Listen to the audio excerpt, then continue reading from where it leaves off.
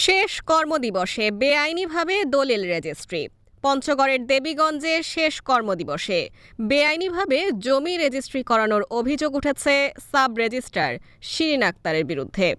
মিথ্যা তথ্য দিয়ে নির্ধারিত সময়ের পর ৯ বিঘা জমির দলিল রেজিস্ট্রি করেছেন দেবীগঞ্জের এই সাব রেজিস্ট্রার।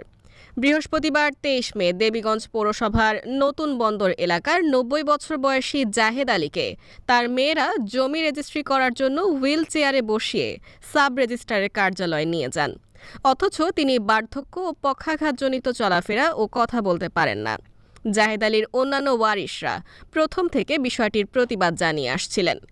নিয়ম অনুযায়ী সকাল ১০টা থেকে বিকেল ৩টার মধ্যে জমি রেজিস্ট্রি কার্যক্রম সম্পন্ন করতে হবে।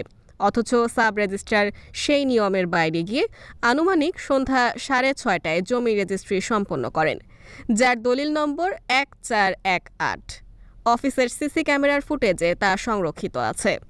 খবর পেয়ে ঘটনাস্থলে গেলে জাহেদ আলীর বড় ছেলে মৃত রেজানুর হাসান মঞ্জুর মেয়ে শাহনাজ পারভিন বলেন, আমাকে আমার বাবার হক থেকে বঞ্চিত করে আমার ৭ ফুপু নিজেদের নামে জমি লিখে নিল। আমি সাব রেজিস্ট্রারের নিকট এই বিষয়ে লিখিত অভিযোগ দিয়েছিলাম, কিন্তু এরপরও অফিস টাইম শেষে একজন ভারসাম্যহীন ব্যক্তিকে দিয়ে জমি রেজিস্ট্রি করে নেওয়া হলো।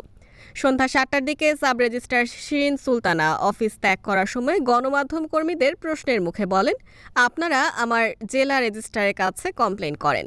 আমি থানায় এবং ইউএনও স্যারের সঙ্গে কথা বলেছি।